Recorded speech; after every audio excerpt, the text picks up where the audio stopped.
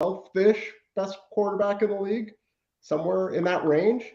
Yeah. And I never thought he'd be that good. So, he's already here. That's what he is. I don't think we were replacing him with someone better. He could still develop into more. So I think we had to do it. And then because of all the money that goes into that, there was just no way to do anything else with Saquon. That's my take. Where are you guys?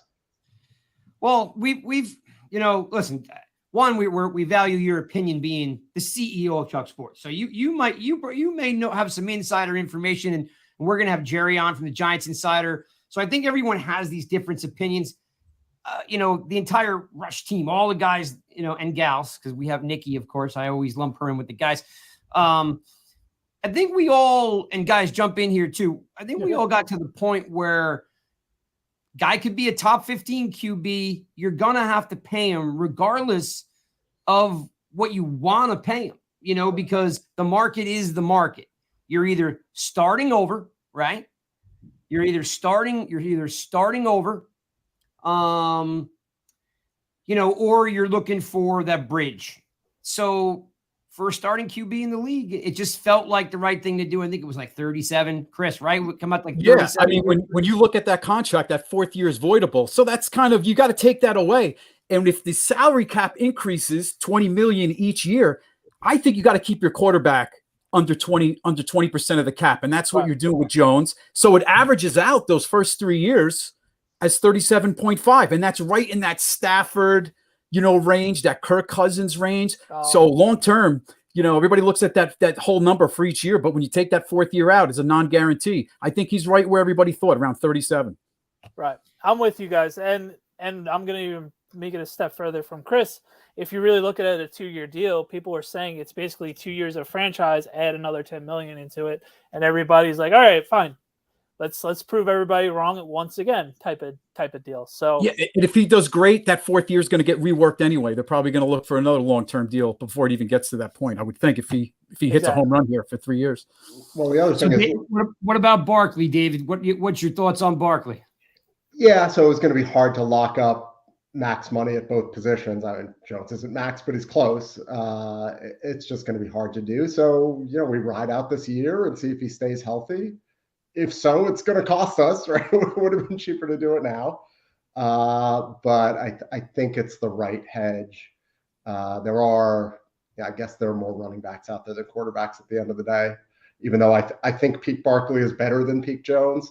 I think, for health reasons and for developmental reasons. And the one other thing on Jones is he did all this year without receivers, really. I know you guys just talked Isaiah Hodgins, and thank God we found that guy. All right. But if we can bring in a receiver or two, this becomes a much more dynamic offense. Absolutely. Yeah. That's some things that goes unsaid. The fact that, everyone thinks they have it bad until you look at the Giants wide receiver group and you're like, wow, okay, you're really working with a half a deck. And then Isaiah Hodgins comes in and you're like, wow, where's this guy been? Like, just steps right in. We interviewed him last week. Not only was he a very humble, guy, fun to be around, just a great story. Like, just knowing that he was, he fought through injury, and wanted to play, and saw Dable go, saw Shane go, and was like, man, I'd like to be over there. So I think at the end of the day, like, as a long-term Giants fan, I didn't want to start over. I didn't want any more losing. No offense. I've watched enough sucky football, over the last 10 years. So, I was leaning on, listen, it's not my money. It's not your money. Let's pay the guy, keep the continuity of, the system, Jones, Barkley. And hey, maybe we'll be proven wrong. But as Chris and Dan just alluded to, like, I'm willing to take that chance for 2 years. Yeah, I think we got to do it. And and we're not accustomed to as much losing as there have been over the last decade, right? None of us are. Yeah. I shared a picture out when the Giants won in Minnesota. I shared a picture. My son is 12 now, and I shared a picture of how old he was the last time the Giants won a playoff game. And God, little toddler on the couch. Yeah, so, I don't want that for him. I don't want it for me. Yeah, no doubt. It sure makes Monday a whole lot better when they win. And David, that's the problem with the kids. They got to see some winning, or they're going to go to these other teams. It's like the right. all over again. We got to keep them out. We got to keep them.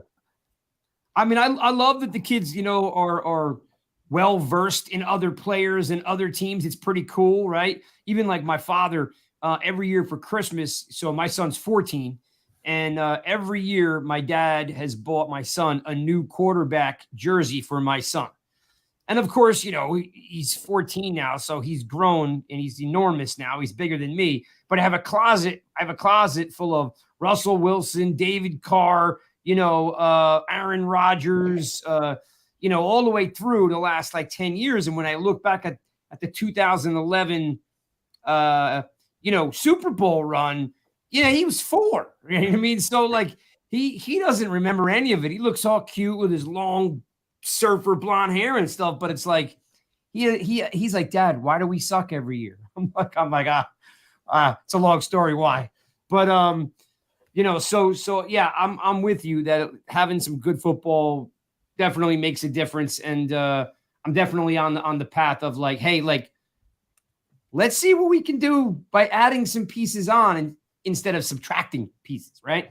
Yeah, I think that's how we look at it. Well, all right, let's do this. Let's talk about the Chuck Sports, because I'm super interested in what the heck it is. I'm more interested in why is it called Chuck? Because like it's cool, but I'm thinking like, is there a Chuck involved? Somebody named Chuck? Like, where does it come from? So and we've checked, and I'm thinking it's short for Chuckle, right? So I'm like, I need some history on Chuck Sports. Sure. Happy to answer all of those questions. I'll start with the first one, although the answer to the second one is excellent. So the big idea for Chuck is to be the social network for sports fans. So, right, there are obviously social networks out there, Facebook and Twitter and the like. There are sports content platforms. There are places where you can have a conversation about sports like Reddit. But those are all places where you're not really doing what you would naturally do in real life, which is talk about sports with your friends. That's what most people will choose to do. I love to do it. I know that the three of you love to do it so much you made a podcast out of it. Yeah. So, and every sports fan does, and there are just billions, literally worldwide, billions of them. And they don't have a platform to do that. The thing they do more than anything else digitally is use a text message thread. And we felt like there had to be a better way than that. So the 3 pillars of the app. So Chuck is an app available on iOS and Android. And we also make a game called Chuckle. So that's where the Chuckle comes in. But the app has 3 pillars. So there's a curated feed where we collect from over 1,000 publishers, including, of course, New York Giants Rush. So Giants fans, go grab it. You'll see New York Giants Rush in your feed, be up to the minute with everything. Yeah, people, download Chuck right now, please. Actually, we have a special link. I'll do the plug now because we're all on topic. tinyurl.com/Giants on Chuck. It's a link for okay, you. and I'll also tweet it out after the show. I'll make sure people get it. So yeah, so it's a great news feed, and the team logos are at the top. You just choose one, it calls down to that. It's a great way to catch up in the morning, and just a great way to keep up throughout the day. Then we make games. Chuckle is our first game, so think Wordle for sports trivia. We actually have a really good one today. I'll give you a quick live. Let me see if any of you guys can get this. Hey, Chris, if he's about to give us trivia, you remember how we know more trivia than anyone, but then when we were asked an actual question at MetLife Stadium, we couldn't answer it. Well, we had a few adult beverages in us at that time too. Yeah, so that's true. That's why I'm here. Yes, thanks God Danny's here. Yeah, we need Dan here next time. No, Chris and I were in MetLife enjoying a couple adult beverages prior to a game. And I feel, having had season tickets in my family since 1968, Chris has been there, with his family for all these years. We would pretty much be able to cover a lot of stuff. This guy says, who's the backup quarterback in 2019? And we could not come up. We could not come up with Colt McCoy to save our lives. We looked at each other and we were like, come on, is this even possible? I know. Against Seattle, we talked about it. Yeah, I know. I could tell you the number that Andy Hedden wore. I could tell you who went to Texas A&M. I could tell you Billy Ard's son played at Hawaii. I could tell you anything, but I couldn't tell you who the backup quarterback was in 2019. Sorry, I'm rambling. Go ahead. No, Tell us. Yeah, I wouldn't have come up with Colt McCoy either. And, I do this for a living. So anyway, the question today is, and it's a basketball one. I'll warn Okay. you, but it's a well-known basketball Hall of Famer who played in college with John Havlicek and Jerry Lucas, but never played in the NBA. Jerry Buss? It's a great guess. Certainly the right Riley played for the Knicks, so it ain't Riley. No, I'll give you another hint. Okay. Famously threw a chair once. Oh, Bobby Knight. Bobby Knight is correct. Knight. Wow, nice. Shoo, that's tough. Yeah. Well, the clues get easier as you go. Right. The clues get easier as you go. So you get six clues. Those were like the first two. And that's all on. And okay, so it's on the Chuck app, and that's a specific game, correct? That's right. And we're going to be making more. And then the last piece of the app is you can post and comment like you can on Facebook. You have private chats like you would in your text message thread. But as you're doing those things, all of your sports data is there with you. So you have all the context now. And, over time, we'll start pumping in insights, in game into those things. And it'll just be, what we really want it to feel like as we continue to fill it out is like you're sitting around a table at a sports bar, talking with your friends, watching a bunch of TVs. Which I love, David, because when I created this podcast, the Giants guys, because the platform is NY Giants Rush. We've got all these different shows, but the Giants guys was always built at a couple guys sitting around the corner, the corner bar. There's days where we're all, I have a Gatorade in my hand, but there's plenty of days when we're all, we're pounding, adult beverages, cheers, so it was always meant the Giants guys was not too analytical, but analytical enough, not too stat driven, but stat driven enough. And then of course, if we, I have enough guys to make me sound smart, which is not an easy thing to do. So, I keep some smart guys around. So that's pretty cool. In fact, if you don't mind, tell us real quick about March Madness, because as I've alluded to earlier, David and I have a mutual friend. That's how I was introduced to Mr. Arnett. And he said that there's something very cool coming up about March Madness. And again, I know there's a ton of March Madness content out there. So give me an idea what you guys are doing. Yeah, I'll give you the quick hit. So we invented something called the Final Five contest. So the idea is that every year you pick 63 different winners, right? 64-team tournament, you're picking 63 winners. I do it all the time, but you pour over it for, 20, 30 minutes, figuring out the 8 versus 9 and all that stuff. And at the end of the day, it doesn't actually matter. It's still fun. I do it. But what you really need to do is get the Final Four right, or get most of the Final Four right. So my pool is just the Final Four. You're choosing the Final Four, you're choosing the winner, but what makes it interesting is you get points for the seed that you pick. So like last year, North Carolina made the Final Four as an 8 seed. So if you picked North Carolina and somebody else picked all 4 number ones, you win. You have 8 points. There you go.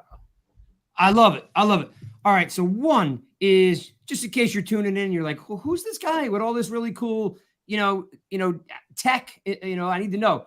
Well, ladies and gentlemen, this is David Arnett, the CEO of Chuck Sports. And of course, we have already, 1, big Giants fan, 2, big Ranger fan, which we love. And the fact that you can get this on Android and of course, Apple, right? Check out Chuck Sports. Now, is it just Chuck or is it Chuck Sports? You can actually call it either. We go, just like I go David or Dave, you could call it Chuck or Chuck Sports. Okay, great. But for when you search it, what would it fall under? Chuck. It'll come under Chuck if you. All right, so make sure you're looking at Chuck. Imagine sitting around now. I know you guys don't want to hang out with me all the time, but just in case you want to sit around a corner bar with your friends, Chuck Sports or Chuck, when you search it, seems to be one. It's kind of probably what we've all been looking for quite some time, and of course they're making games inside the app. Which seemed like, good time, because anytime you can stump somebody. And if you're sitting at the corner bar, Chris, if I'm not mistaken, if I ask you a question and you get it wrong, if I'm at the bar, you're buying me a beer. That's usually how it works. Exactly. So, and now, Danny, you've got a baby on the way, so you can't buy us a beer because you're going to be in the hospital in like a week. But if you do happen to get the question wrong, you will owe us a beer somewhere down the road. I'll Venmo you the money. I will take you up on that. Okay. So, last question I have for you is what's the arc look like for Chuck? I know you said you're building some new games. What do we have to look forward to from Chuck Sports? Yeah, we're still figuring out exactly what the next game is going to be. We almost know the next 10 better than the next one. I think the next game is going to be a kind of picks game.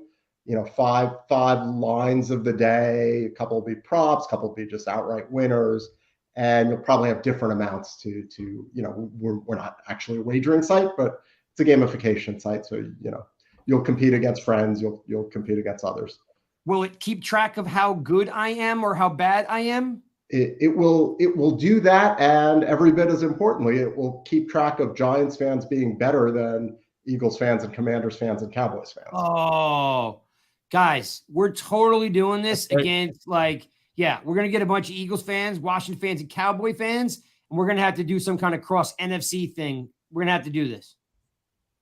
All right. I should have brought Nikki on because she's the brains of the operation. So yeah, Nikki, hopefully you're watching. Hopefully. She already texted you know what? And by the way, I'm looking at the comments. They're like rolling in like crazy. Like there's 50 comments already in here. I see Darius. I see Mark. I see Joe. I see the other Joe. I see Tuto. I see Tom. I see Chris. Oh, that's you, Chris. I see you, Jay, Freeze, Sarah. I see all you folks in here. Thanks for hanging out with the Giants guys. Start thinking, people, about what we're going to do. Because, again, let me give him another plug. Of course, is David Arnett, CEO of Chuck Sports. They have this amazing, and we're already in there. So you can already get our content in the man's app. I mean, I don't even know how better that can be. But the goal now that we've gotten this far is, what can we do in the NFC East? So I'm going to put that out to all you folks. Think what we can do. We have an inside track to the top. We'll send David a little bit of a note to say, hey, we've got an idea. I mean, he's not going to listen to us. I wouldn't listen to us, but still, I can send an email to say, hey, this is what the people are asking for. I promise I will read anything you send me. We love hearing from fans, and we especially love hearing from Giants fans. I think that's a big mistake, Dave, but I appreciate it. All right, well, listen, David, we'd love to have you back on the show where we could talk more. Maybe, maybe we'll check in with you at the end of the month to find out how March Madness went. Please check out the March Madness opportunity because, I mean, everyone loves to pick the Final Four. I mean, you've all been dreaming about picking the Final Four. Someone finally heard you and now is giving it to you. Now, David, do you any chance you want them? Is there any social media accounts that they should be following? Yeah, let me actually throw we're at Chuck Sports app, and Twitter is probably the best one, and you can find all our stuff that way. So I think do that. I'll also take that download link and throw it in the comments here. Okay, great. Do you have do you have Instagram too? We do. I think it's the same thing. Okay, great. I'll confirm it offline, but I'm pretty sure that's right. Awesome. No problem. And listen, David, we are always looking for partners. Anything that you want to do, we're always excited to work with different types of companies. And what's nice about the Giants guys is that I own it. There's no parent company, so I don't have to ask anybody to do anything. We laugh about that all the time, where it's like I don't have to check corporate. That's all I need to do is look at myself in the mirror in the morning and go, do I want to do this? I got to say, I feel exactly the same way. Love it. So I think this is a relationship in the making, without a doubt. And that you're a Giants fan. Give a shout out to Dave Sipp for connecting us. Always love Dave. Known Dave for a couple of years now. Really good people, good human. Guys, let's make sure that we put on our agenda to send that out tomorrow, all the socials for these guys, so people can check that out. If you guys can put that in the notes. And we're going to bring in, of course, the legend, Jerry Foley from the Giants Insider. And David, thanks for hanging out with us. Yeah, thanks so much for having me. This is great. Would love to come back. Yeah, so we'll bring you back where we can actually maybe have some kind of cross trivia between. I'll bring on the whole team. I'll bring on the entire team, and then you can see who's the best. Which, by the way, I hope is me, because I'll look pretty bad at this. I love that. I won't put anything about Colt McCoy on it. Yeah, exactly. Because Chris can't help me out. I can't phone a friend. All right, David, you have a great night, my friend. Thank you so much. That is David Arnett from Chuck Sports. Check it out, people. Thanks so much, guys. David. Thanks, David. Bye. Thanks, Dave. All right, gentlemen. I am 4 minutes overdue. Jerry, I know you're in the back. Hang on 1 second. I'm going to pop you in here. I'm gonna give you a good introduction here for this way. So hang on.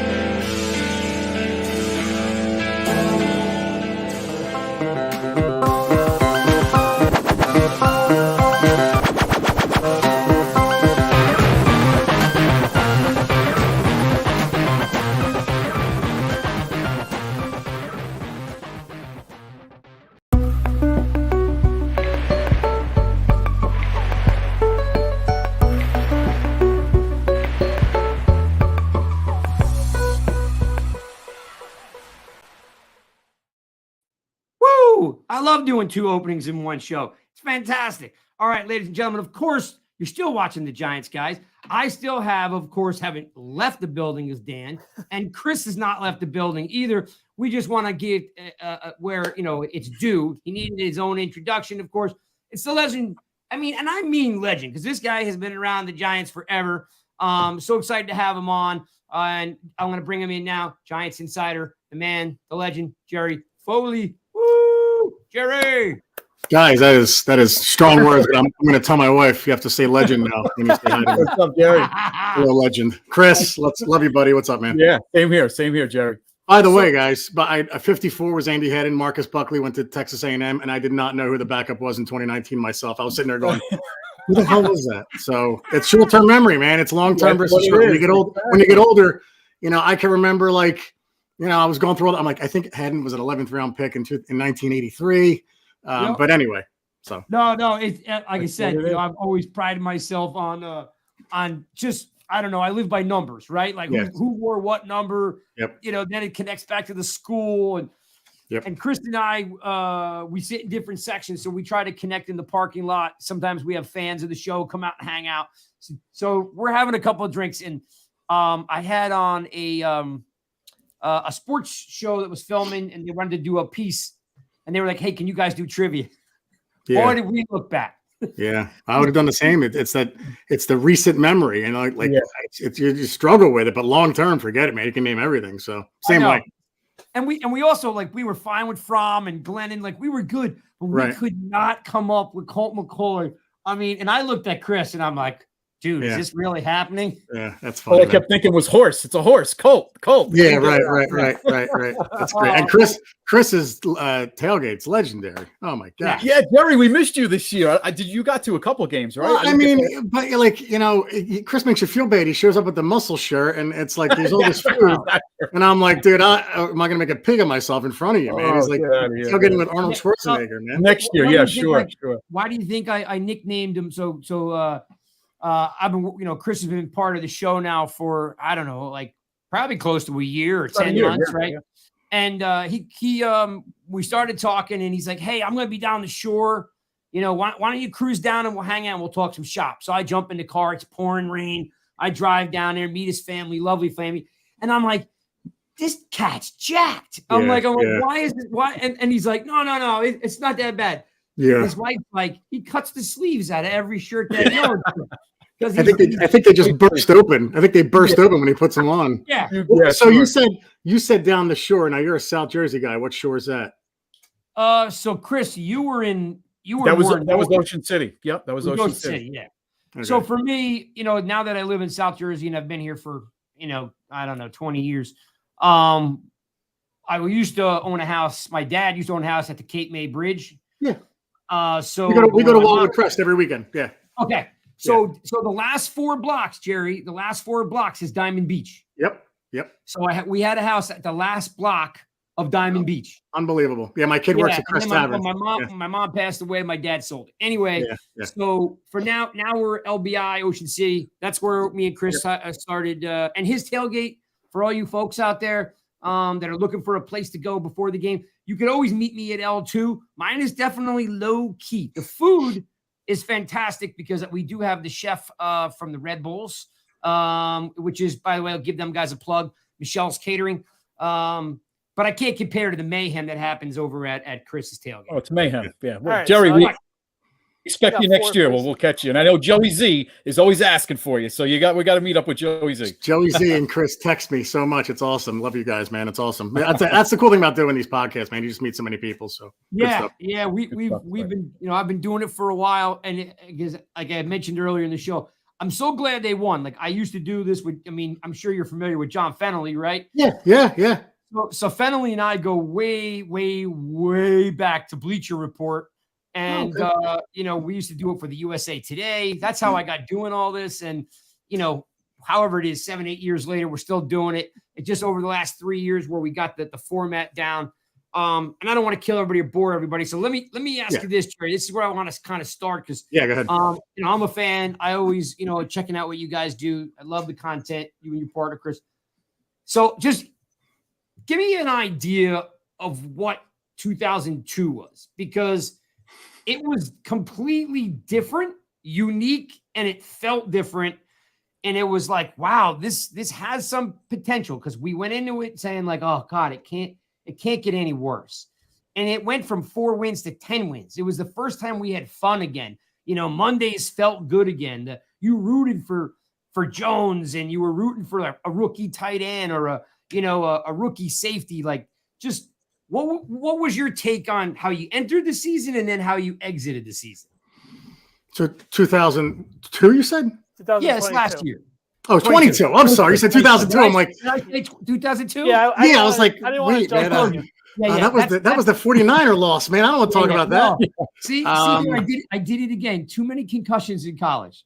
Yeah. No, listen, we, on our podcast, we talked about, man, maybe 6 wins at the most, probably 5 to 6, squeeze 7 perhaps. But no, the expectations were very low. I thought Jones would be gone by week 8. I thought Tyrod Taylor. I've been wrong on everything this year, so I'm fine with it, right? Tyrod Taylor was going to take over week 8. We were going to get rid of Barkley. We were going to get rid of Jones at the end of the year, and then we're going to find our new quarterback in the draft this year. So I had very little expectations, even in free agency so far. Like, I've been kind of fooled, but no expectations at all. We thought this was a 5 to 6 win team. We'd be picking in the top 10. We'd go to our next signal caller there, move on from Barkley, and kind of start the rebuild. Really now, it's amazing what Joe Shane and Dable have done. So we're completely surprised by this, guys. Right. And you like, did anyone have a feeling like mid-season, like, hey, this kind of feels like there's something here? Like, I mean, what made you like flip the switch? What was like the Baltimore game? The Baltimore game at home when Julian Love and it was a terrible play by Lamar Jackson, but thank you. We usually make those plays, so I didn't care. Yeah. But when Julian Love intercepted it, I got emotional watching that, and I thought we're back. I don't care. I don't know what it's going to lead to. I don't know if it's going to be the playoffs or what, but this franchise is back. And the Green Bay game obviously was big too, but for some reason that Baltimore game to me was like, we're playing with the heavyweights now. And I think the Baltimore game was right after the Green Bay game. So we came home and it was like, all right, well, you're not for real. You beat Green Bay. Everyone beats them. They stink.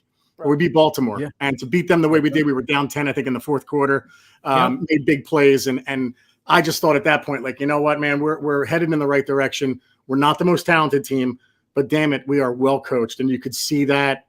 Really could see that very early on, but it really came to fruition in that Baltimore game for me. Yeah, and Jerry, more importantly, I mean, just as important, they could have taken a bye that week, and they elected during the scheduling to play that week, which was a tough. Good point.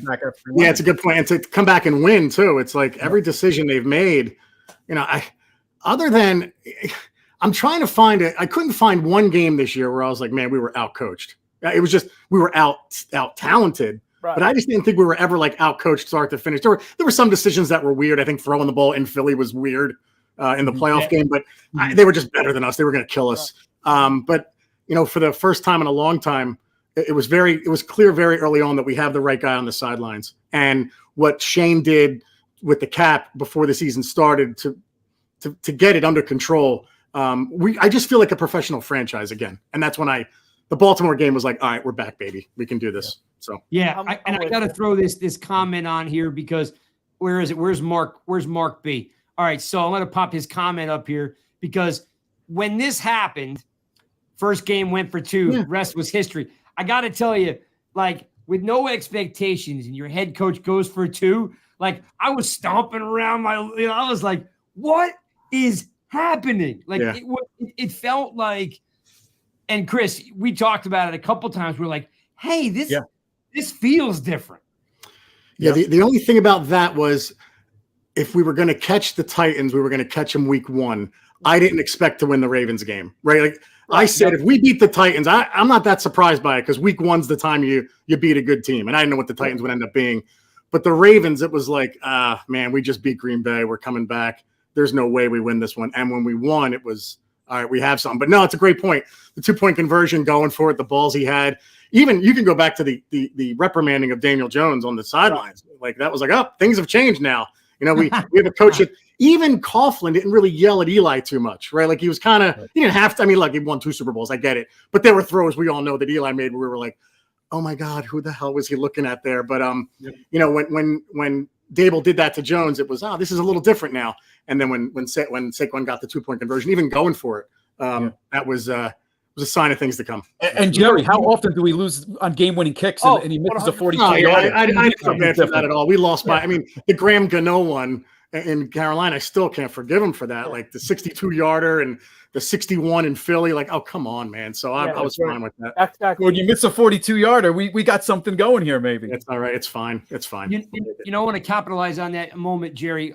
Chris and you and I talked about this on the phone a couple times throughout the year, and then definitely at the end of the year with Lamar's contract thing. During that Ravens game, the body language out of Lamar was terrible. Oh, yeah. Like it just and Dan, I know you and I probably had talked about it, but I'm sure you're on the same page. Like he just pouted the entire game. Like it almost felt like, you know, he quit. The body language was terrible, and for me, I was like, wait, we're making this MVP look pretty, vanilla, pretty normal. I think that was starting all right, our weapons on this team is starting to crumble a little bit for him with wide receiver wise, I think, for that game. And what Jerry said, I was at that game as well. And I think since it was definitely the loudest since 2016 by far. It wasn't even close. Like, I remember like dancing with my cousin, like picking him up. Like that's how jacked up we were when he threw the Julian Love pick, right, Dan and Jerry? The Julian Love pick just erupted. Yeah, it was like dynamite. Something you haven't heard in a while. Yeah, you haven't heard that in a long time. So I'm with you, Jerry, on that one. Yeah, it was a terrible play. The fumble, then he picked up and threw it across his body. You're like, I mean, our guys usually try that. So. Yeah, that was hit him. Yeah.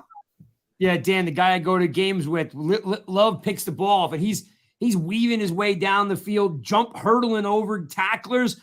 The guy next to me goes to high five his buddy and misses, and he's is gonna fall over the seat in front of him, and I snatch him by his jersey, like to hold him up, and he looks at me and he goes, "That's a sign." I go, "What?" He goes, the interception. He's like, "No, that I didn't fall and hit my head." He's like, "That's the sign." Nice. Just fun stuff, Jerry. It was a really cool year, and I appreciate, as close as you are with the team and everything you're doing, that we were all pretty much on the same page, not knowing what to expect. Yeah, I mean, this was a total shock. I mean, and normally I'm high on the Giants. Like they'll make some moves in the offseason. I'm like, oh, we can do some things here, and then you're disappointed. But disappointed for what, 9 of the last 10 years, pretty much before that. I mean, even 16 was just a one-off because Reese went on a spending spree and got it done, but it was just 1 year. But this year we're more realistic, and I just said I don't see 5 or 6 wins here, or maybe 5 or 6, I should say. I was with you. Yeah, and do what they did. Let me ask you about, and I'm going to let these guys jump in because I know these guys got some offensive, defensive questions they want, and we could probably chat combine too. My last question on the recap of the season was, how about Coach of the Year? Was that something that like you felt this is a shoo-in? He definitely deserves it. And even around the team, were people talking about it? Like, or was this something that came out of like left field? Because no, I think everybody thought he was in consideration. I think unfortunately the other guys I thought of were, Sirianni, have to say, even though he had a powerhouse of a team, he still did it. And Shanahan because of the quarterback situation. So I thought that was the one where maybe he'll get it. But you look at this roster and you look at the free agents that we're letting go, right? And there were 18 or 19 free agents. I had us signing 6, and I thought that was a stretch. Now they've surprised me a little with some of the moves they made today, but the reality is more than half are going to be gone. That's the kind of roster this was. So no, I think everybody thought he'd be he'd be a contender, and when he got it, it wasn't that much of a surprise. No, not at all. Did you? I don't know if you had a chance to ask him some questions, or if you or Chris, if anybody had gotten a chance to talk to him. I was wondering, like, was it humbling for him? Like, I'm assuming, this is a lot for year one. Yeah, I mean, Chris talks to him a lot in the presser. Yeah, I mean, he's not going to like brag about anything. Like, he's a very humble guy, family guy. But no, I think he's just honored by it. That's all. But yeah, now Chris has a good relationship with him. He talks to him all the time in the media. So very cool. All right, guys, jump in. I know, Dan. Let's start off with you. Let's do offense. Offense. All right. Yeah. So obviously last year we didn't go. Our offense wasn't that explosive offense. What do you think we should look into, like, player wise, for 2023 so far? Yeah. How are we going to get more explosive other than Daniel Jones and Saquon? Yeah, no, good question. And I'm glad they signed those two guys because it was like priority 1 and 2, right? Like, it's just get it done. I wouldn't take a running back 2nd overall again, but if he's on our team, let's keep him. Let's figure out how to keep him already, Yeah.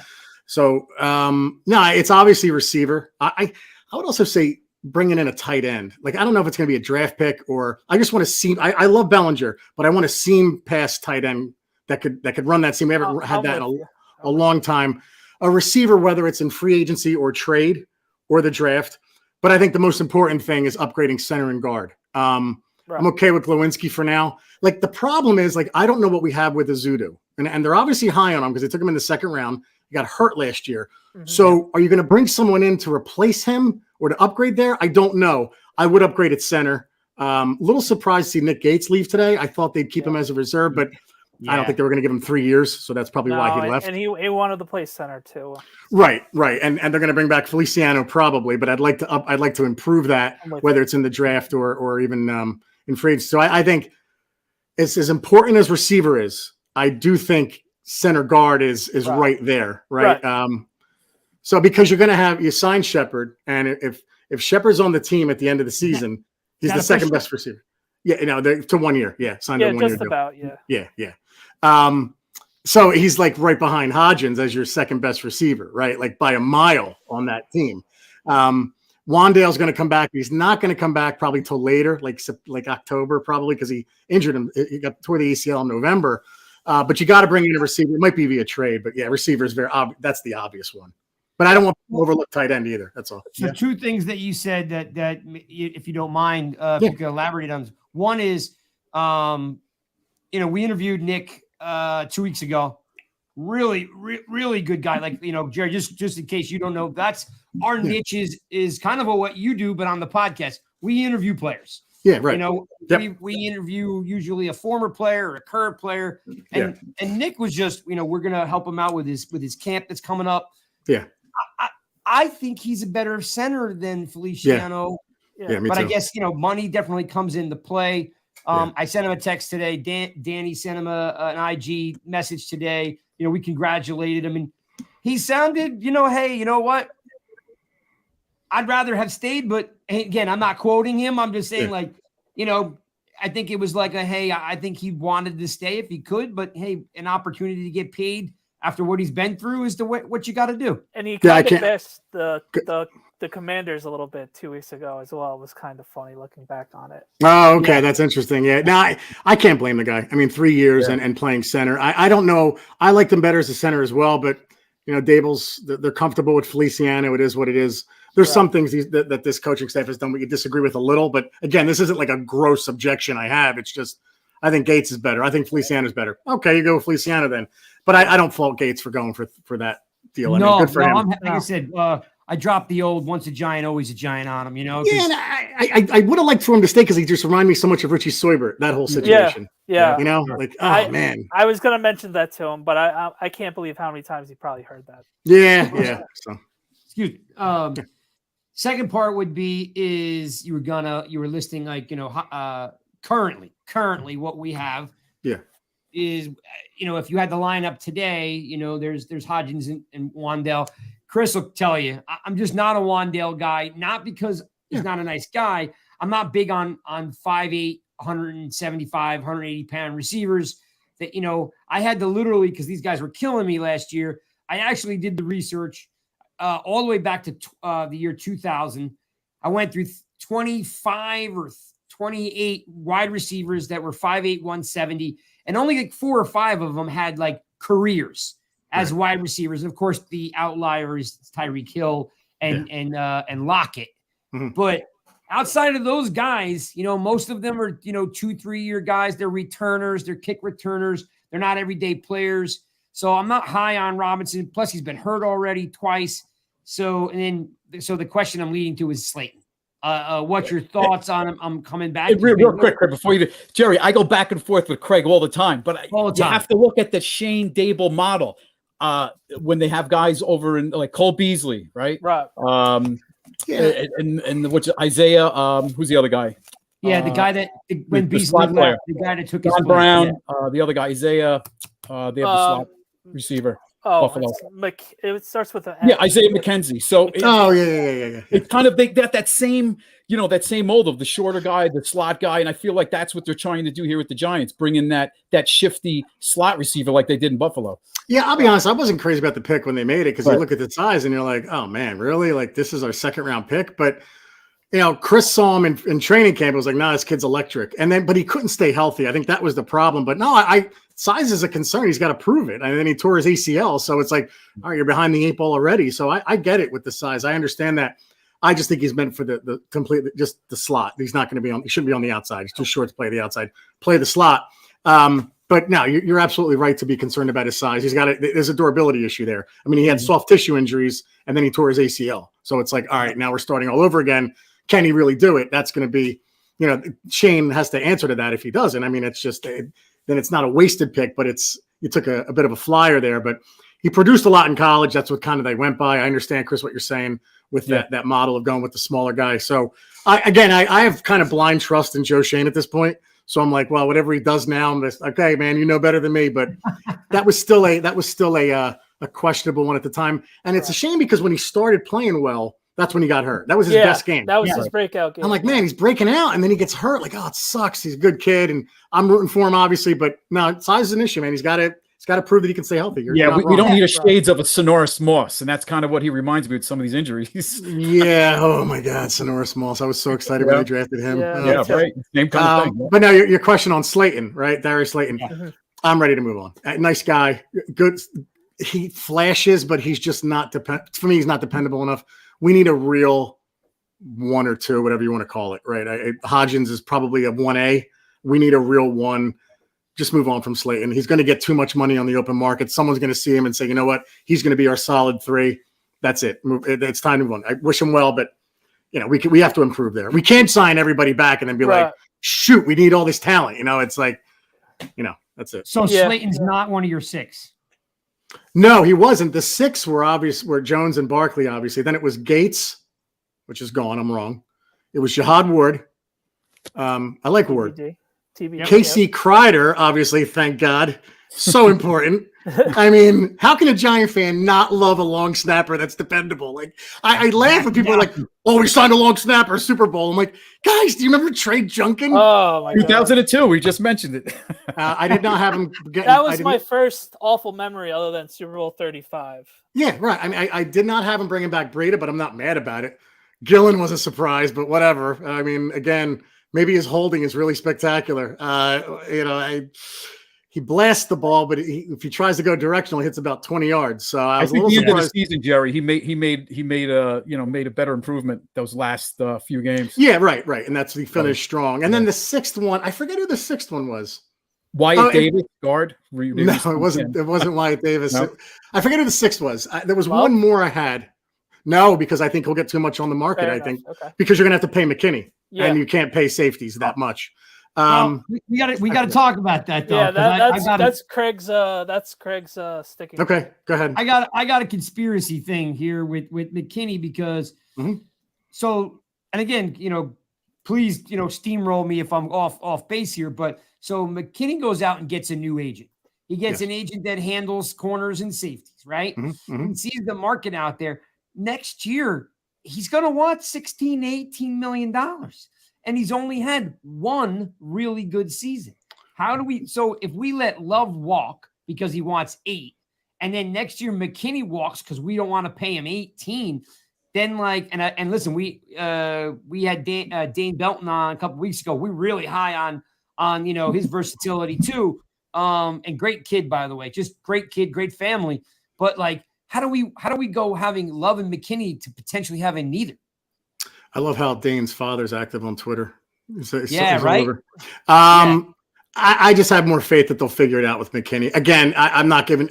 Maybe I'm being a little too vague, but the problem with Love is my 2 memories of Julian Love this year are Devontae Smith, once at MetLife and then once at whatever that hellhole they play in, Lincoln Financial. Yeah, I mean, I get it. Love is dependable. He's just not. He's good. He's not. I don't even know if he's above average. He's good. He's a good safety. I agree. I think McKinney and you don't lose anything if Belton's there. That's or and the decline too. Right. He played well, and I think that I should say the decline from Love to Belton wouldn't be as drastic as if you lost McKinney and went to someone else. So I hear you saying with the salary, I get it, but I just think they'll figure that out, and I that's where it's a little above my pay grade. I'm like, well, I get what you're saying, Craig. It's a good point, but I think they'll figure it out. Now, I did read today, Danny, did you see today that Love, it's coming from Love, okay? It says Love reported. I'll have to see if I can find it. I'm not sure. That was yesterday or Saturday. Negotiations are ramping up. That was the quote. Yeah, that was from the Post.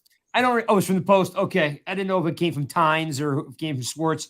I just know that he said that Love said that he was in negotiations, which is a good sign for me. Because that means that they're not afraid to, talk money. Yeah, they said he basically said that he would love to be here, but obviously money's end all be all. But we'll see what happens.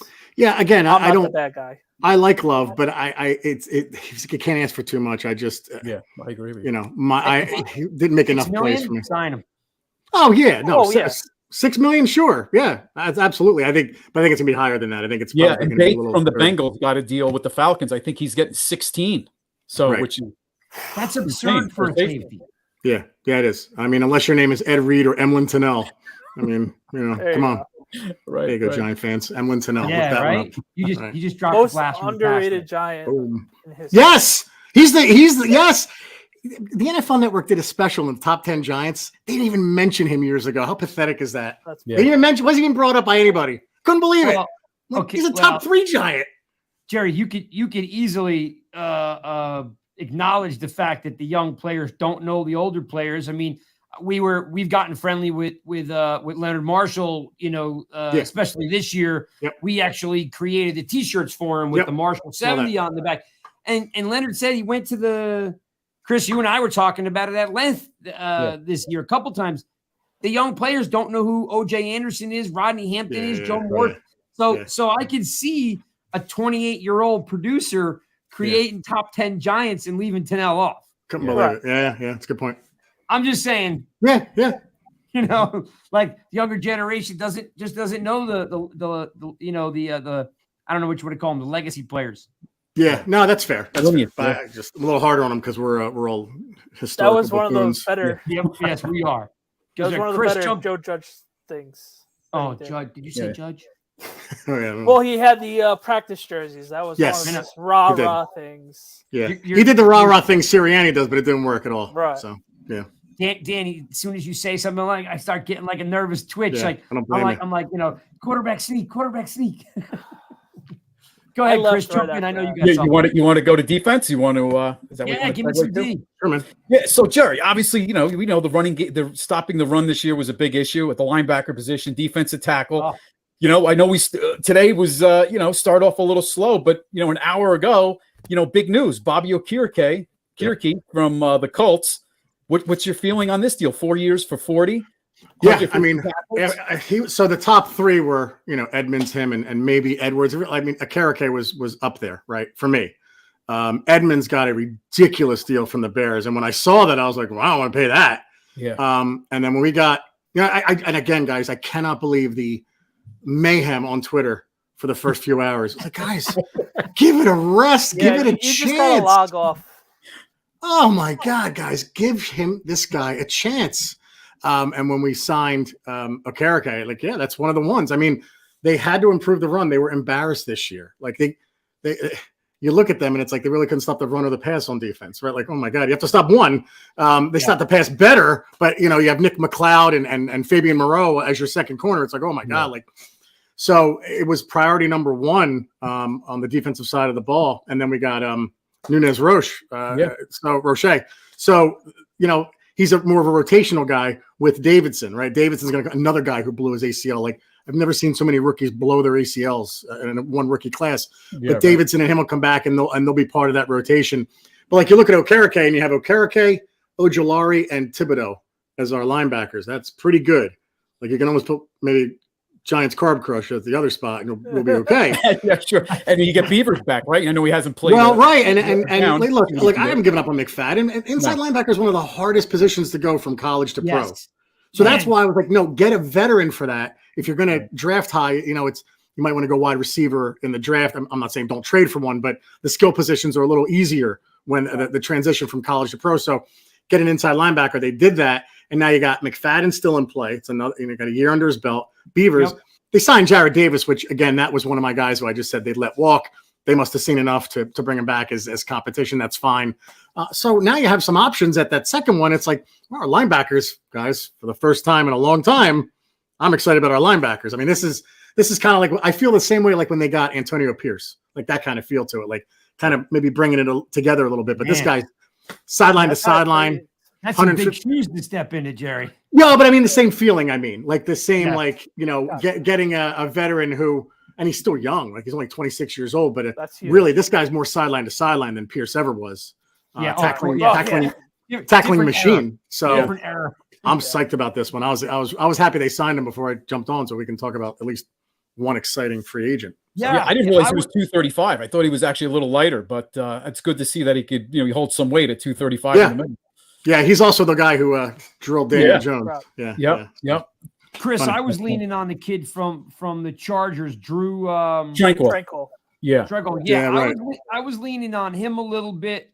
But when you dive into his numbers, he's been in the league for 4 years, and he popped in 2022. I mean, he had some ferocious number of tackles. I just couldn't figure out where he was the 3 years before that. Like, I think he was injured as well. Yeah.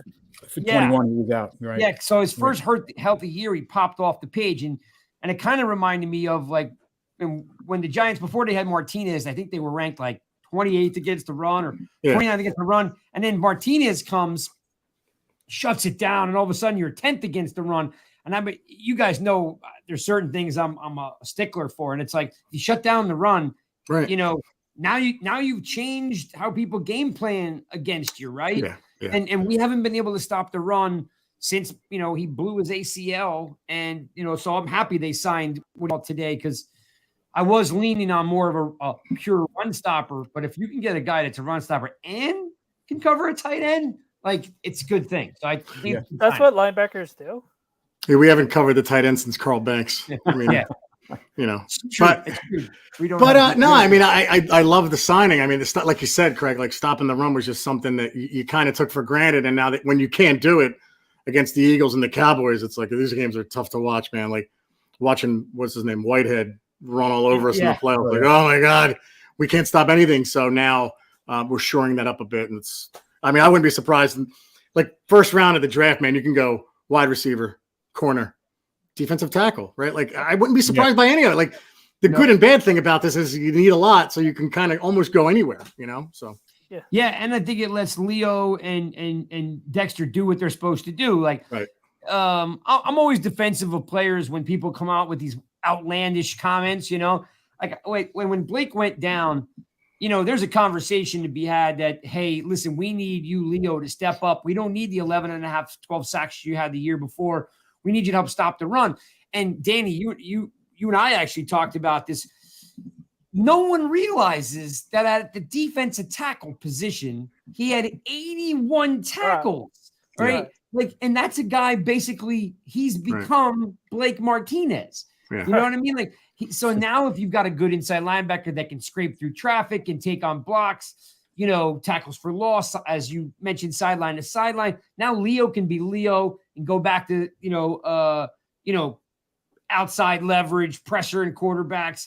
Dexter can do his thing, because without a really good inside linebacker, you're kind of asking him to sack the quarterback, and you're kind of asking him to be run heavy too. Right. Yeah, no doubt. That's a really good point about Leo. You want him doing what he does best, right? So, I mean, I think the two signings today were a step towards that. I don't think they're done with stopping the run. I think they're going to bring in more. I don't know if it's going to be the draft or free agency, but could be both. So, that is priority number one for this defense, baby. Yeah. Have you heard anything, since you got the finger on the pulse of the team, and like you said, Chris has got a lot of good relationship with a lot of the guys here. Yeah. What's the truth on the Jerry Jeudy rumors that are floating around out there? Don't know. No, that stuff that's a little. I haven't heard anything about that, through Chris or anything like that. It hasn't been mentioned. I mean, Chris tweeted today that it was they were trying for it at the trade deadline last year, but right now I think Chris has mentioned DeAndre Hopkins, and he just kind of winks at me, and I'm like, okay, because he likes him. No, I don't know. Well, I'll just leave it at that. But I don't know. So we'll see. I got you. I should say making a trade for a wide receiver would not stun me. So I'm sure they're working the phones for that. I just don't know which one. That's all. We have 11 picks, so it's one. Yeah, right. That's a great point, right? I mean, we have so many picks. We can make it. We can do something. We can give up one of them. I'd be fine giving up a second or third for Jerry Jeudy. I think it's worth it. Even DeAndre Hopkins, okay, that's okay. You're not. You don't have to give up a first-round pick for these guys anymore. Give up the Tony pick and see what happens. Yeah, absolutely. Oh, yeah, that's right. Forgot about the Tony pick. Yeah. Gotta love the competition. Money well spent with Tony, giving him to a team to beat the Eagles. I'm fine with it. I was rooting for Tony and Bradbury. It's okay. So. And speaking of the Eagles, Jerry, they lost about 6 guys today. 3 guys, 3 starters, baby. 3. Hargrave is a monster. So for them to lose, I was excited. I thought they're going to keep him, but they let him go. Edwards went with the Bears. He's a tackling machine. And Epps is, I'm just kind of cherry on top. Epps is the cherry on top. And they lost Dillard, the backup tackle, who may have started this year, Tennessee. So he went to Tennessee. So they lost another guy. They did sign Dillard. You said Dillard? Dillard. Yeah. They were high on him. He was a first-round pick. I know. Yeah, and he never really worked out there. I had us taking maybe a flyer on him just because he didn't work out. Let's see what he's got. But then Jason Kelsey announced that he's back to make our lives a living hell for another year. So, I mean, hard guy to hate, nice guy. Yeah. But my God, just retire, please, Jason. Get out of my life. I listened to that pod, and I'm like, man, I really like you and respect you, but you're an Eagle, but I can't do it. Yeah, he's great. I know people who've met him. He is like the nicest guy. It's just that's a shame. Well, whatever. It is a shame. Right, Chris, you had another defense. No, you know what's interesting, Jared? We talk about the draft. When you look at inside linebackers, the one that I kind of targeted is this guy Jack Campbell out of Iowa. He's like everyone is almost like an Urlacher. But other than him, you really just see your prototypical outside speed guys. Not a guy that's going to scrape. He's like old school. So.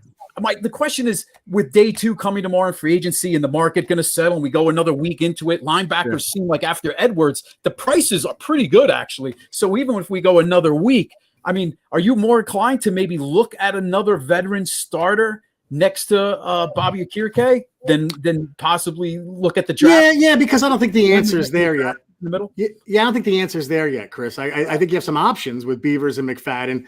Or taking someone in the draft, but it's not clear cut. So I think you have to at least look and see who else is there.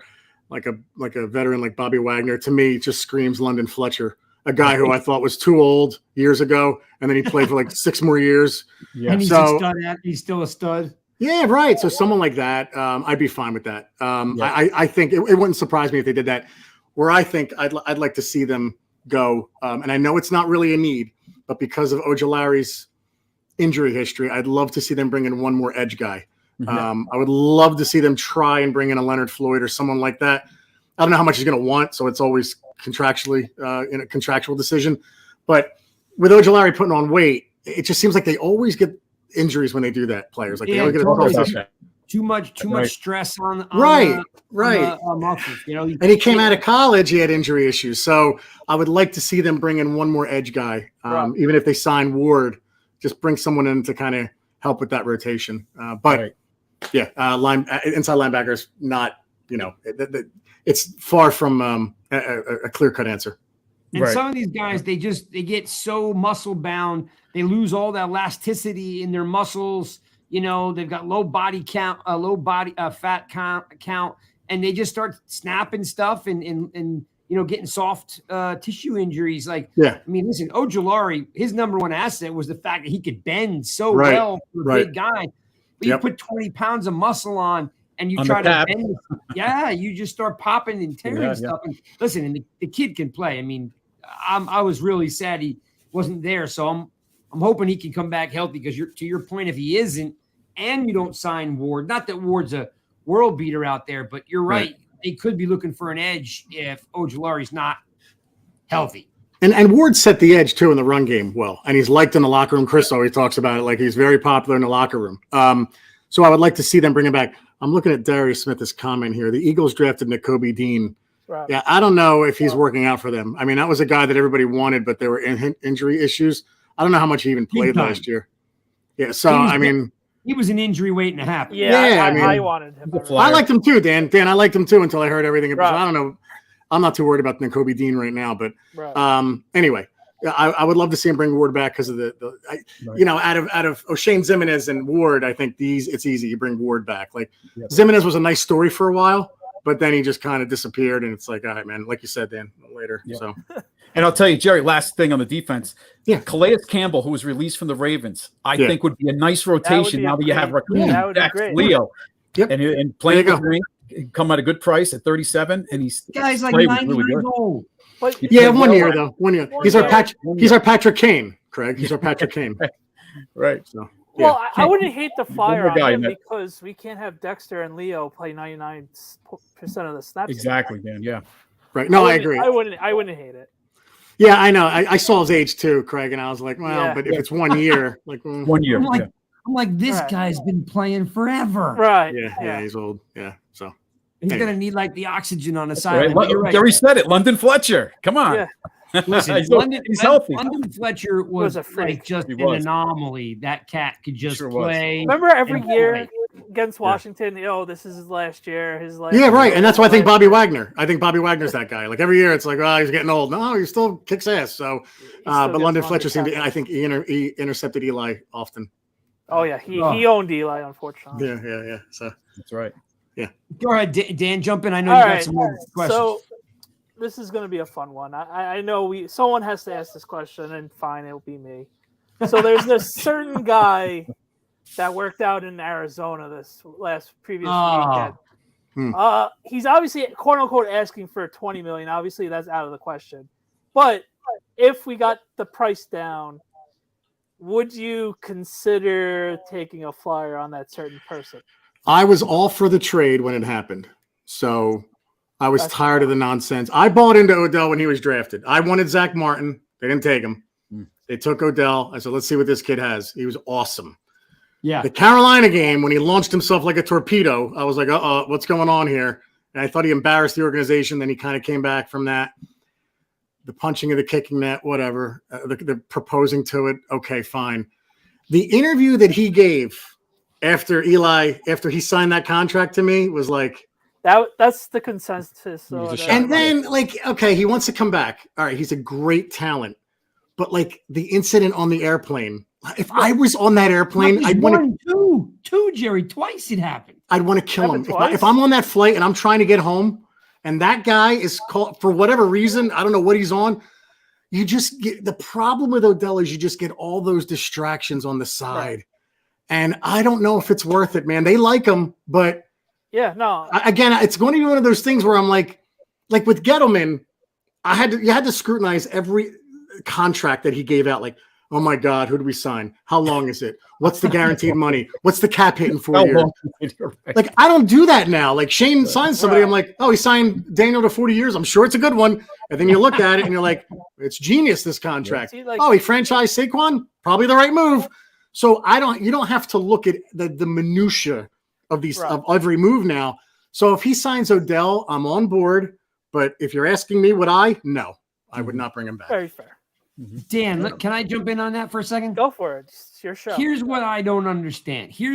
I think, Jerry, you and I lock in step 100%. Like, I had to be the bad guy, Craig. No, it's okay. No, it's okay. fine. Listen, I remember when they got rid of him, I said, he's the most dynamic player they've had since Lawrence Taylor. Like he's the offensive Lawrence Taylor. Like, he took over the game. Like, and I am older than you, Dan, and I'm not trying to sound like your dad or something like that. But like, when you watched Lawrence Taylor play, it was like the guy was different. And not only was he different, he was different from whistle to whistle. And when you needed a play, he actually just made the play. Like, it got to the point where you were like, it's fine. No, Lawrence is going to make a play. That's how I felt with Odell. Exactly. That's what you felt with Odell. And you weren't wrong. So here's the question I have. If this was anyone else and that had 2 ACL injuries, you'd get me, all of us would get laughed off the planet. Right. Yeah. Like if anyone, if Cooper Kupp, and I love Cooper Kupp, if he has another ACL, everyone in the entire league, he's done. He's never playing. 2 ACL injuries. I don't care what he does in shorts. I don't care if it someone throws him a bomb. Listen, he's still going to be able to catch a one-handed catch. But can he do it in the game? No, I'm with you. 2 ACLs. We're not talking about one. What did we just say about Jerry? Just had a great point. Can Wan'Dale Robinson do what he was supposed to do after ACL? This cat's got 2 ACLs. Any other player would be done. We would write him off. Why do we not? I don't want to write him off, but why are we entertaining this? Yeah, and he was the face of the franchise. And look, taking a running back 2 overall, I get you shouldn't do it. But I kind of understood it at the time because the franchise needed a new face. And your new face was not going to be a backup quarterback because Eli was playing another year. So it was like, all right, well, what are we going to do here? Like, are we really going to take Josh Rosen, Sam Darnold? I don't know how serious Josh Allen was. Rosen and Darnold were the 2 names you heard with the Giants. Right. He's going to sit for a year, and that's going to be the face. No, the face of the franchise was going to be someone else. And I think that's part of the reason they took Barkley. And look, Gettleman said we didn't sign him to trade him, but the second he gave that interview, it was like, oh man, you're making this easy for them. So, and then also guys, like, okay, you got Jabril Peppers. You got the pick that turned into O'Shane Zimenez, but would you have made that trade straight up for a Dexter Lawrence now? I think I would. Now, Dexter Lawrence is a stud who's going to play another 8 years, hopefully. So I was pretty pissed when it first happened. I'm not even right, but what Dexter Lawrence has turned into, I think it's totally worth it now. Not even close. You're right. Yeah. So look, if they get him back, I'll be happy in that from a talent perspective, but I just don't want him to ruin what they have going on in the locker room. Right. I have no problem being the guy that says it. It's too much drama in a locker room with no drama. Right. Mm-hmm. No, you're not. I mean, like you said about Ward. You know why they love Ward? Because Ward takes no crap. Right. You know what I mean? Like Ward would punch him in the face. Exactly. Like Ward's taking no crap. Right. Barkley's brings that squeaky cleanness to the table. Like this locker room has been galvanized by some young cats in the room. I mean, Bellinger gets his eye socket broken and comes back to play. Like there's something going on, coaching staff and the players. Odell coming in is like, I don't know, pouring poison in the water, man. The thing with him is they preach tough, smart, and dependable, and unfortunately, it's just like that would be going completely a different direction. If they bring him back, I have to trust that Dable and Shane know they That's can. The only way. That is the only deal way. with it. So again, sorry to have this constant love affair with these guys, but until they've screwed me, I mean, they've just done so well for my. So it's like, well, so I'm on board. On that too, right? Yeah. So, Jerry, what's your thoughts on? I know it's a little premature because it just ended. Well, maybe not premature, but it is over. Combine. Do you feel that the combine is an end all? I'm sure a lot of this stuff starts with tape. What's your feeling on like where the Giants sit because they're pretty active. They do a lot of social media showing the coaches, interacting with players. What's your thought on the combine? Yeah, I never thought the combine should hurt you. It should only help you. I mean, obviously, if you have a running back that all of a sudden runs a 4.8, it's like, oh boy, what are you eating Doritos in the offseason? Like, what's going on? But you run a slower 40 or the shuttle run, like it should only help you. It shouldn't really, the game is so much more important for me than the combine. I mean, the Giants sent, every team sends everybody there. I don't put that much stock into it. It should just kind of solidify how you feel about a player, in my opinion. It shouldn't really hurt. It shouldn't destroy someone who's really productive and then they don't have a great combine. It's like, well, what do they do on the field? So I watch the combine as probably like you guys do, and it's tough to watch. It's the cure for insomnia sometimes, but literally 5 minutes, and I'm like, what? I watch it a bit. I'll watch the 40s. I'll watch watch the wide receivers because I wanted to see, because I think we're going to take a wide receiver very early, and you want to see those 40 times. Obviously, again, if the guy drops off into the high fours, and you're like, oh my god, what the hell happened? If he drops every pass, like, dude, what are you, nervous? What's going on? Yeah. But I put way more stock in college football production. Sure. And Craig, I'll tell you what the combine and guys, it's good for is the medicals, right? Because the combine was originally started. Unless it's Montez Sweat, right? That's true. We could have had him, but now again, we took Dexter Lawrence, we could have taken him. Right. I think I don't know the DeAndre Baker pick with that. Did Sweat go after Baker? I don't know. I believe he did. Yeah, I knew DK Metcalf did. Yeah, well, whatever. Yeah. And the second thing about the combine is all the deals you saw today. They were probably all negotiated illegally at the combine last week. That's what Chris said the other day. Chris was like, they're at the combine, not talking to each other. So that's why at 12:01 all these deals were coming through. They already worked them out. Yeah. Did you by any chance see the guy who tore his ACL? Yeah. The lineman. And then he still put up the bench. Yeah. Chris, he tears his ACL and bangs out 38 reps at 225. I was like, to an ovation. They clapped. It was nice to see. They were pulling for him. So I guess then, Mike, and you said wide receivers, what you're leaning on that you think they would either that you would like probably is that what you think would happen, or is that what you would like? Depends what happens with guys. It's going to be who's there available for me. Like, it's best player available. That's how you build. Mm-hmm. So I'm not going to say, go in and take a wide out, especially if they land one in free agency still, or they trade for one. So for me, it's best player available between corner, wide receiver, defensive tackle, guard, center, like those 5 positions, maybe inside linebacker, 6. I think the best player available that fits that, then that's the guy you go with. So 20. I think there's only like 2 linebackers that are potentially have first round. Right. Yeah. Linebackers are like running backs now, unfortunately. Yeah. So and it also, like, if they take a wide receiver in free agency, it doesn't mean that they're gonna not take one in the first round, but it probably opens up those other positions. Like, we need a corner.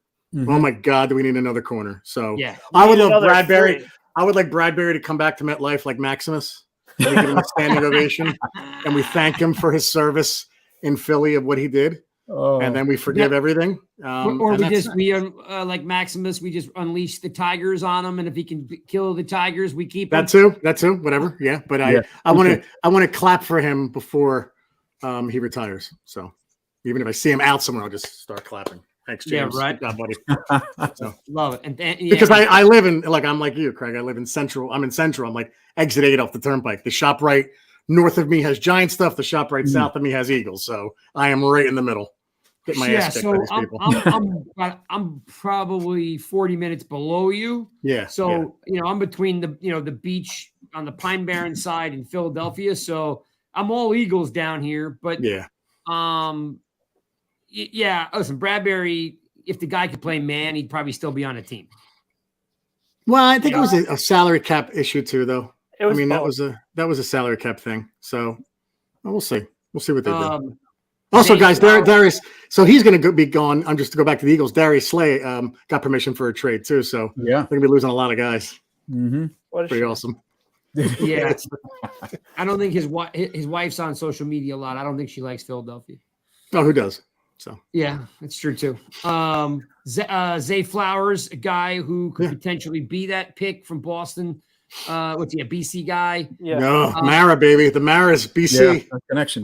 So Craig would love I him. was going to with ask this all of you, here, if you've done any research on him, because to Chris's point earlier, it feels like a Dable Shane kind of a pick, 5'10", 185, can catch catching traffic, has the ability to do double and triple moves at the next level. Like, I didn't know, and anyone could jump in. I just wanted to see if any of you guys had watched any BC games this year and what your thoughts are as Zay Flowers. No, I did not watch much BC, but watched highlights after. He looks like a stud. We like the kid from TCU. Chris and I talk about it, but I don't know if he's going to be there. He won't be there, but I'm right. I just don't think he's going to be there at 25. I also like Jordan Addison. So, but I mean, there's a few of them that you could take there. But now Flowers, I watched him after. I don't watch too much BC on Saturdays. Okay. But no offense, Chris, you're a BC guy or? Me? No, not at all. Oh, okay, all right. No, I just. I think if Flowers went to Fordham, the Giants would absolutely take him. BC, it's like where they may take him. So yeah, right. And the Maras are all Fordham. I met one of the grandkids years ago, and all I said to him was, "Fordham or BC?" He goes, "Fordham." Oh yeah. So yeah, exactly. Yeah, but he's good. He's a good player. I think he would be a good fit because Chris, you were talking about how like that Cole Beasley thing. Like, I mean, and I think actually Flowers can play inside, or slot. Not that they need another slot. And I think the whole wide receiver class, other than Quentin, they're all that same range. There are not really many big guys, so there's gonna be depth, I think, in the later rounds with the receivers, just maybe not up front in the first round. And that's also why it's a good point, Chris. That's why I think a trade or a pickup could happen too. Yeah. So the Giants need more receiver. Like it's not just one guy because there's two. It's still being a question mark. Like unless you landed at DeAndre Hopkins and it's like, okay, we're settled here. But even if you bring in like a Paris Campbell or someone like that, it's all right. That's one guy. We have Hodgins. We got an injured Shepard coming back, an injured Wandale coming back. Like, you gotta take someone high. Throw him in there. An injured Colin Johnson. Like I, again, was having a great camp, great preseason, but ACL, right? Yeah. So. There's a comment in the chat. I'm looking for it. I lost it, but I know what it said. Of course, we always, when we interview these guys, we turn out we like them. You know what I mean? We interview these guys, and then you kind of have a connection to them, right? So the first interview of the draft class we did was with Bellinger, and we did like literally the night before camp started. Right. He was flying in the next day. Oh, Achilles, Colin Johnson. Good point. Yeah, someone's corrected me. Achilles tear for Johnson. Nice one. Oh, sorry. One of the two always. That's cool. No, it's good. Yeah, you're good. They're always correcting me. That's fine. So here it is. Darius Smith. Darius is asking about Gesicki. If he would be a good option for the Giants, and my thought was like, do we know what Bellinger can do? I mean, he missed 4 games and get his eye socket. I'm a fan of Bellinger. Don't get me wrong. I like Bellinger a lot. My want for another tight end was not a knock on Bellinger at all. Right. Like I like him. I just would like a Dalton Schultz type. Like Gesicki doesn't block, right, Jerry? I mean, he's really right. And like I like even like maybe we have it with Lawrence Cager. I don't know. Cager flashed, but you need a little more than that, right? So Cager can't block. No, but I'm saying the seam, running the seam. Okay, yeah. I'm talking about right. So it's like, well, do we draft someone or do we bring in? The problem is I don't know what Dalton Schultz wants. But I like Bellinger, man. And we had Howard Cross on who pointed out like the run game started suffering when Bellinger went down. And I was like, man, that's a great point. Like I didn't realize that. So he's kind of the whole package, Bellinger. Like for a rookie, he had a ridiculous year. I thought I didn't know what to expect, but I would still like that seam guy. Yeah, keep an eye on Irv Smith. Maybe a guy like Irv Smith. I don't know. Yeah, he dropped the Monday night pass though against the Eagles. I know he's always hurt. He's a loud one. I just Listen, I can't get these memories of these guys out of my head. It keeps Jerry up at night. Nightmares. Oh God. Like Mark mentioned, it's a deep draft. So yeah. I'm a tight end guy. Like I pay attention to the tight ends at some sick pace. That's like my wheelhouse. Every year I'm like 17 deep guys, on tight ends. So Craig, hypothetically, if he's the best player available, like we mentioned with Jerry, and Meyer is on the board. Take him. Yes. You take him? Oh my I would. God, yes. I'm a Notre Dame homer, so Yeah. So is Chris is a huge Notre Dame. We've Baby talked about Gronk. this on our podcast. Like, if Meyer's there, it's like all bets are off. We're doing it. Let's Baby do Gronk, it. would you do So it? you know what's funny? Like I've always said, I'm a Danny. You almost had the quote right. I'm a closet Notre Dame fan. Right. So here's the thing. I have watched probably 5 games. Right. He is the closest thing to Gronkowski that I've seen, but he's not. I know this is going to sound crazy when I say this, but at the NFL level, he's not explosive. He's got. Yeah, I'm with you. He is a inline tight end. You can't split him out. He's not great in motion. He's powerful. He's strong. He's got great hands catching traffic. Can't take him down. Right. Sign me up. Like, yes, I got it. But the rest of the class are like crazy wide receiver / tight end kind of guys. We already have Bellinger that can block. But we like too tight though. Well, Danny, this is going to blow your mind. You ready? Kincaid. Yeah, that's a guy too. That was another name I was going to. Okay, so listen to Kincaid's story. Kincaid was Bellinger's backup at San Diego. He's a Vegas boy, grew up in Bellinger, got tired of sitting the bench, transferred to Utah, and just went off, right? He's got the second biggest hands in the class, but he's a wide receiver in a humongous body. Like, these guys don't block. So you're like, well, if you're going to your point, if Mayer's there, yeah, of course you draft him, but you're basically getting a better Bellinger. Like, he's not going to have 900 yards receiving and 8 touchdowns. Now, I'm okay with a better Bellinger though. Yeah. Hands down. I just wanted to make myself clear on That's fair. In college, he dominates dudes, right? Yeah, right. Because he's got that. I know this is going to come out wrong when I say it, but when you see Gronk get the ball, he lumbers. He's just this big, massive thing. That's what Mayer is at the next level. Like, he's not dynamic. He's not like he's not like Goddard.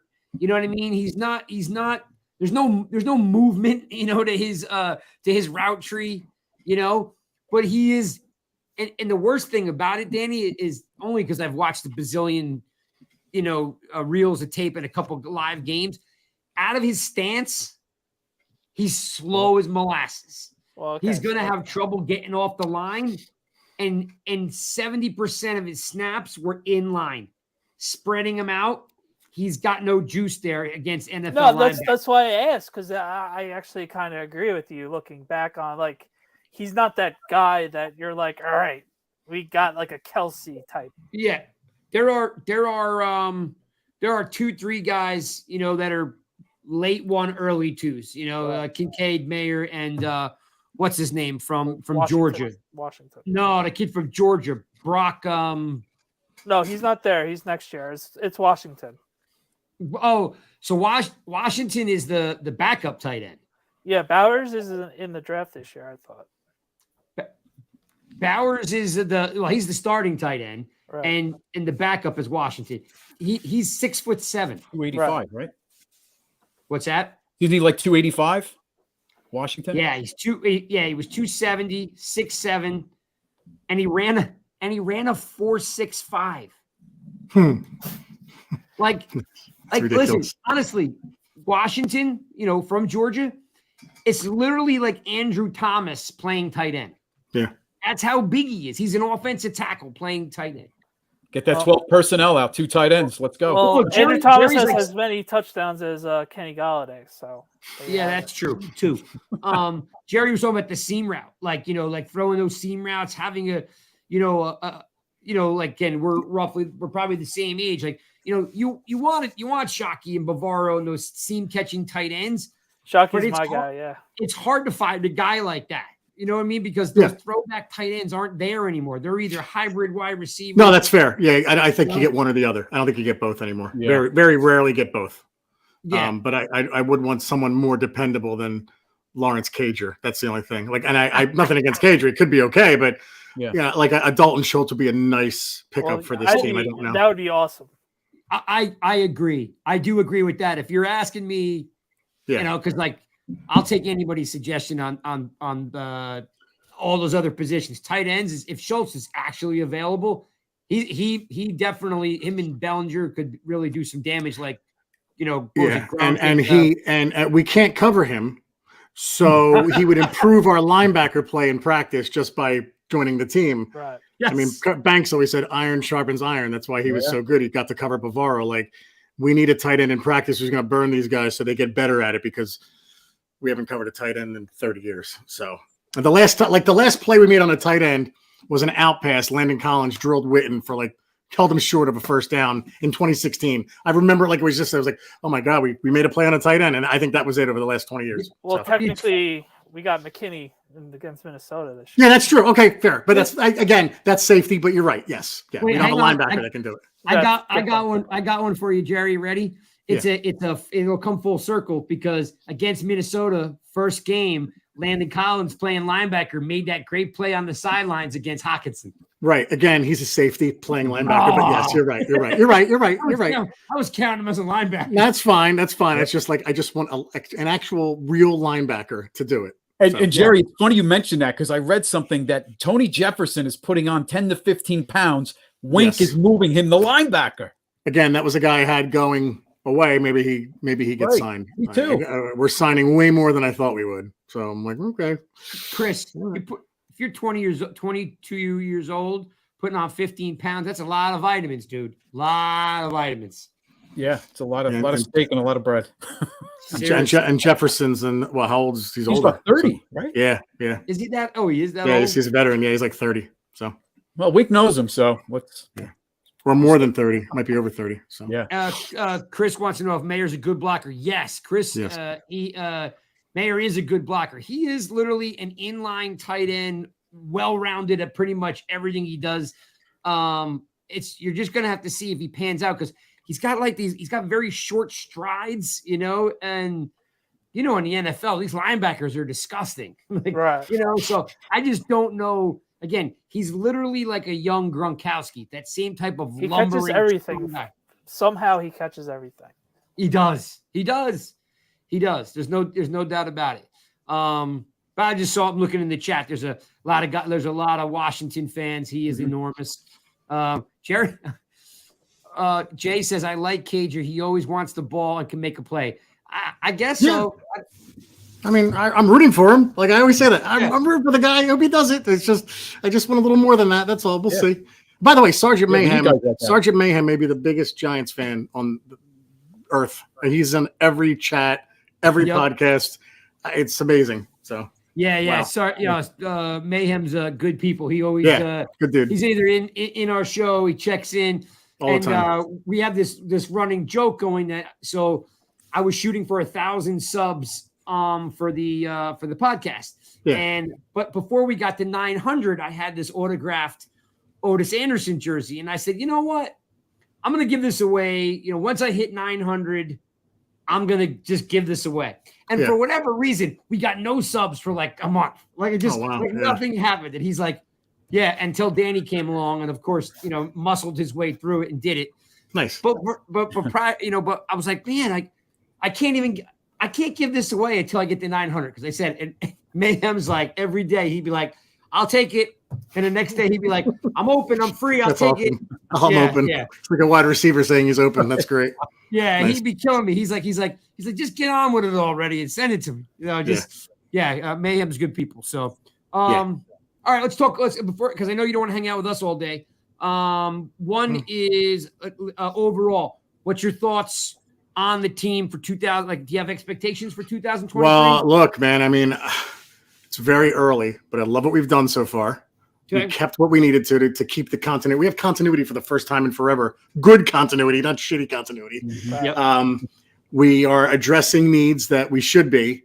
The Eagles just lost 3 starters. Dallas is doing nothing. Washington's probably going to go with Sam Howell.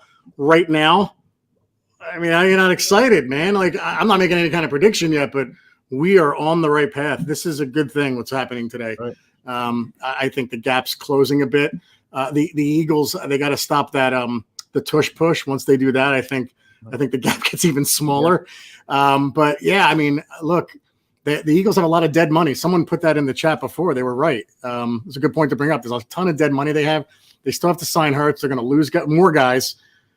You know, it's our time, man. It's our time to close that gap. I'm not saying we're going to win the division, but we're going to build, God willing, on what we did last year. It's going to be a lot more fun on Sundays, man. Yeah. So, and Jerry, they're going to lose the guard tomorrow. Isaac Siamulu. He'll be gone tomorrow, hopefully. Well, that's the guy Chris wanted. Chris has been talking about that for a while. Yeah, he wants him, and I'm fine with that. I would love it. So, yeah, you build the line, and it's a lot of fun, man. Sundays are Giant days, baby. Yeah. Jay's got a great point in here, too. I'll throw it up on a screen for you. Kafka and DJ will make their head spin, two tight end sets. I think the key to what Jay's saying there, what I like is Kafka in year 2.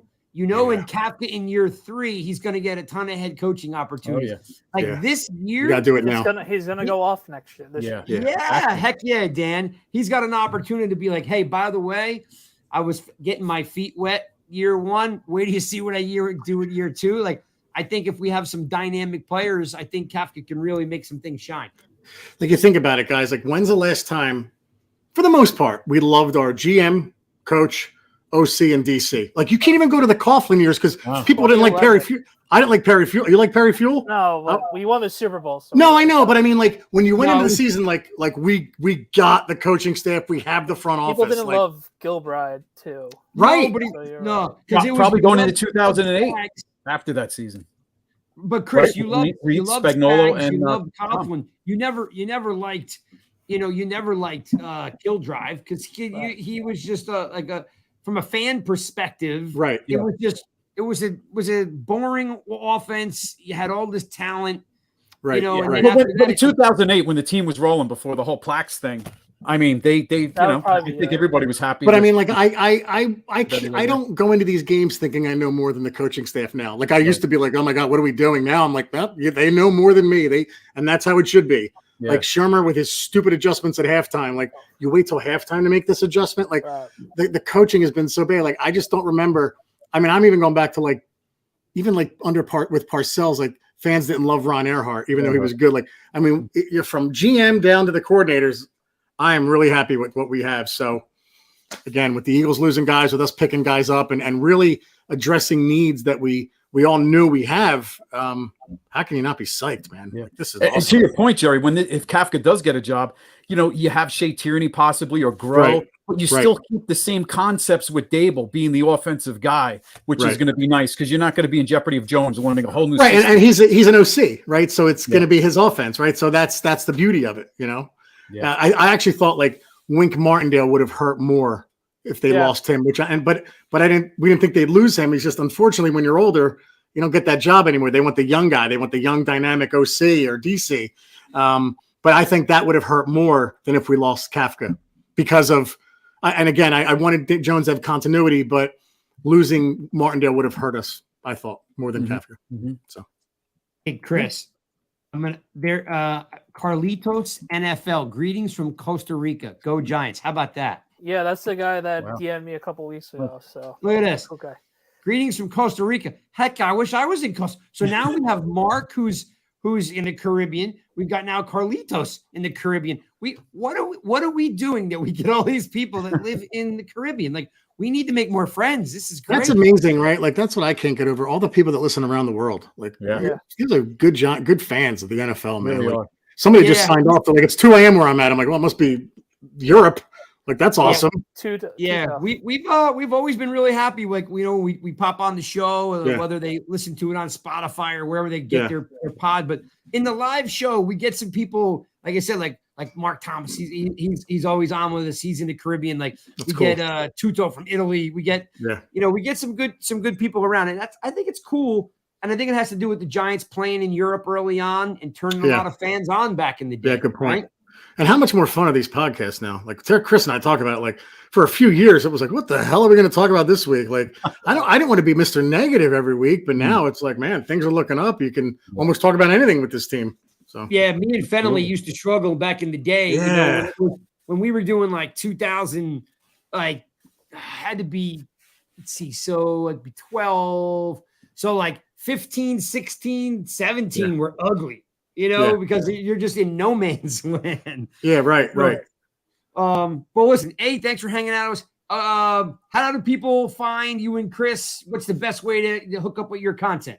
Yeah, man. So at Giant Insider Twitter account, we have the podcast on all the platforms, and subscribe to the newspaper because that's what gets us the press pass, the www.thegiantinsider.com. So, or go to Magster for a digital subscription. So Chris is the beat writer, I'm the editor, and we kind of make it work. So, and Jerry, when you rolling out your show this week? Chris, we said probably tomorrow or Wednesday. We wanted to wait for more things to happen. Sure. Yeah, and I think they're gonna make more noise. So probably tomorrow night or Wednesday night. So love it. So listen, I've been a fan for a long time. I remember, I don't remember, where did I used to pick it up? In 7-Eleven? I mean, I used to get, I've been reading it.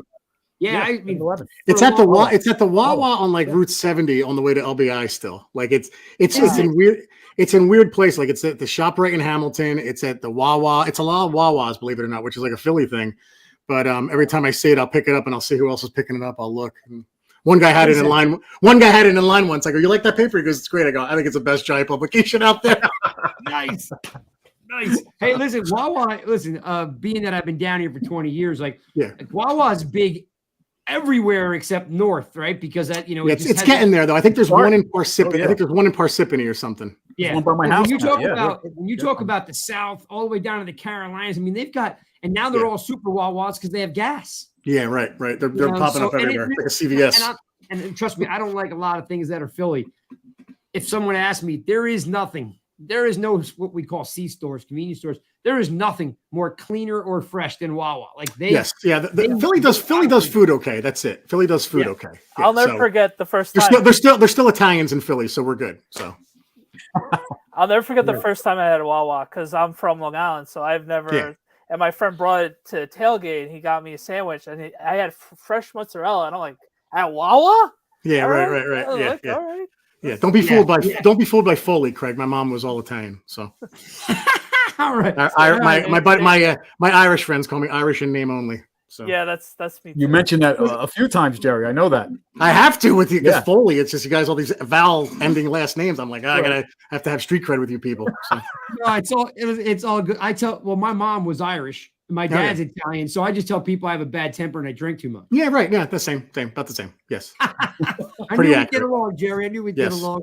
Well, listen, thanks for hanging out with us. Maybe we can, do more stuff together. I'd love to. I haven't actually met Chris, so I'd love to meet Chris too. Cool. I do that. I was thinking I was going to talk to you about. I did this thing last year called Turnpike Rant, where I'm on the way home from the game, and I'm driving down the Turnpike, and I just start streaming like right from the game. So you and I are probably driving next to each other down the Turnpike. We could be streaming, talking about the game. If I'm going to a game, I'm probably not driving. I'm the only one. And then if I don't drive, I don't go. No, and then you can get some really interesting conversations with me if I'm tailgating. So could be dangerous. I look forward to that. Thanks everybody for watching another episode of the Giants Guys. You know us. We're here every single Monday at 8:00. Rush Hour with Nikki is on Wednesday. The draft show is on Thursday up until, of course, the draft. We appreciate. Check out nygiantsrush.com. We will continue. Well, you got something, Dan? Don't forget our March Madness pool. Nikki's been working hard on that. Yes. So find that out.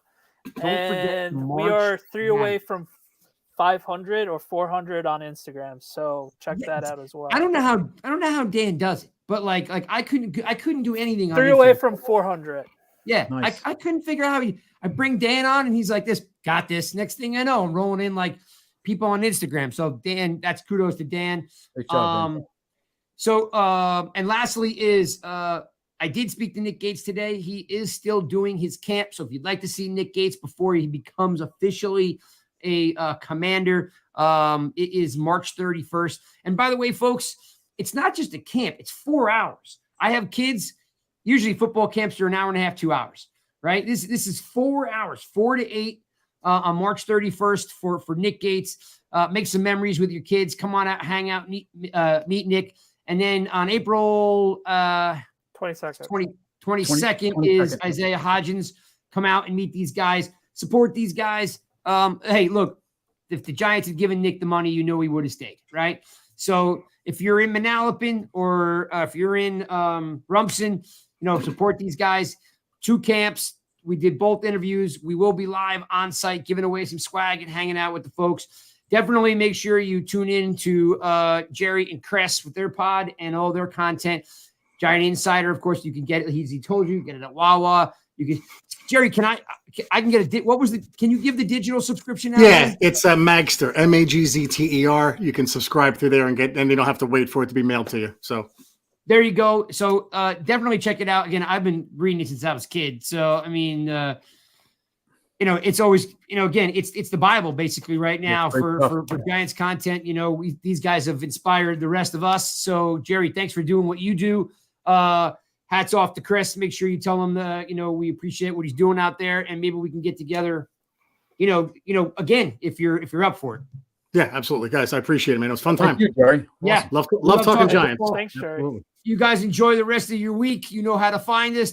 Tune in, and we'll see you guys next week. Peace. Yeah, man.